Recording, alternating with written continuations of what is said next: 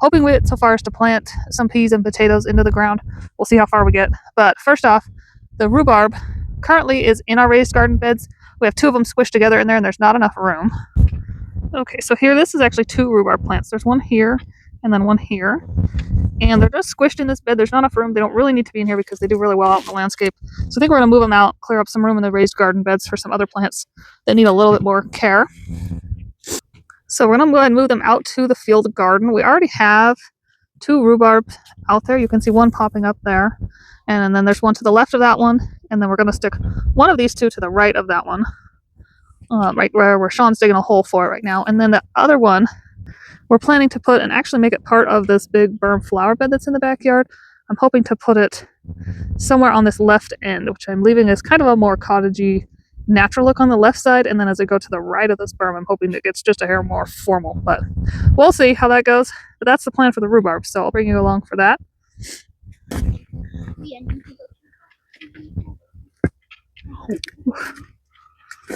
The roots go deep, huh?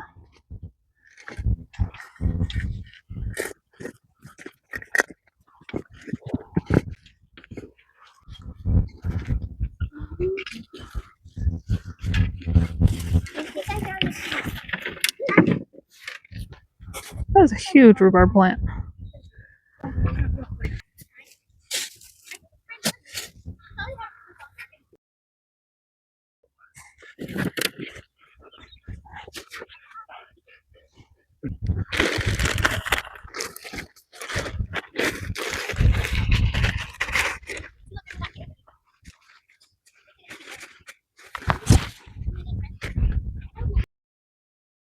Okay, now that we got that rhubarb in, we're just going to water it in good.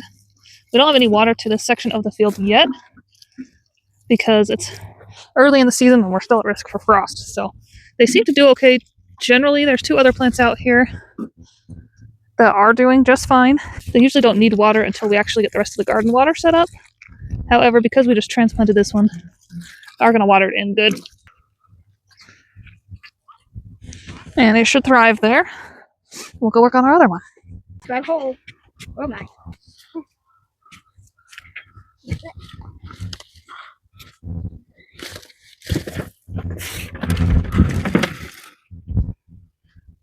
Purple. Smell what's sweet fragrance. Don't touch my Rhubarb roots. Smell that, Brie. Smell it.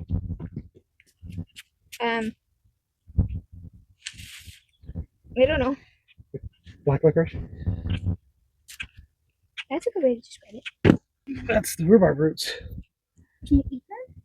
I don't know. Smells like black licorice. Can I smell it? Okay, so we're on the left side of this berm with this rhubarb. I think we're going to put it, if I put it just behind, they can spread out 5 or 6 feet wide. So I think if I'm putting it behind this really pretty crabapple tree with the red stem, and to the left of that, we have a crandall clove currant bush. If I put on this back side of this berm, we can just let it spread out. It'll grow up green and beautiful. It'll just be lower than the tree, so I think it'll provide a nice green backdrop to that red tree trunk of that crabapple. I'll just make a beautiful addition back there. Kind of fill in some of that lower space on the back side, and it can spread out as much as it wants back there and be happy and not mess with any of my other plants in front of it. The kids can go break off rhubarb branches and eat the stems as much as they want, and that won't bother me back there if they do that, because it's not front and center of this berm. So I think that's where we're going to put it. Let's go look a little bit closer.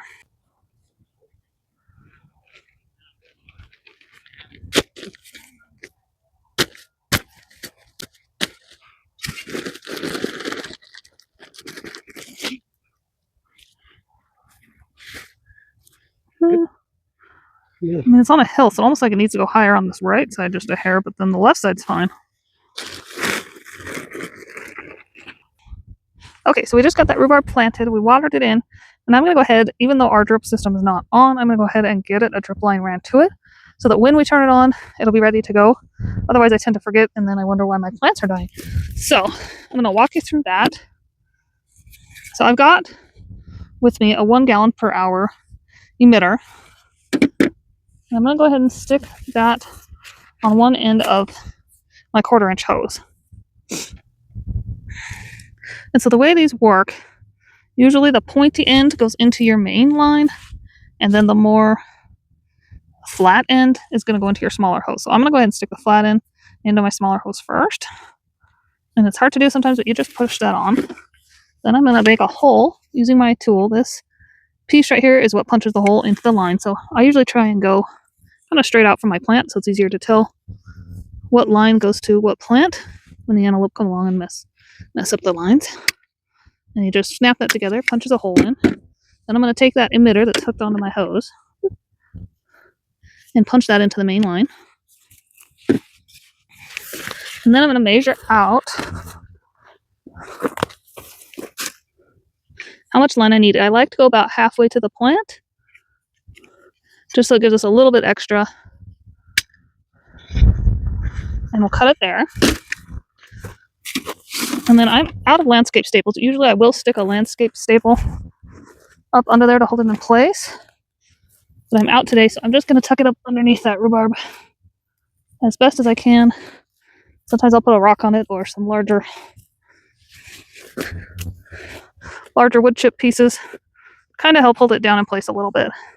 As it heats up in the summer, it'll kind of mold to the ground a little bit better. But I may have to come back and stick a landscape staple in it later. So then that's it for transplanting these rhubarb. They should grow and thrive here. If it doesn't thrive as much this year, it will come back next year. I have no worries about that. We have plenty of growth with rhubarb. They're easy to grow. They just thrive in all kinds of soil. So I think they will do great out here, but I'll keep you guys updated on that. And let's go ahead and see what else we can get done today. Thanks for watching.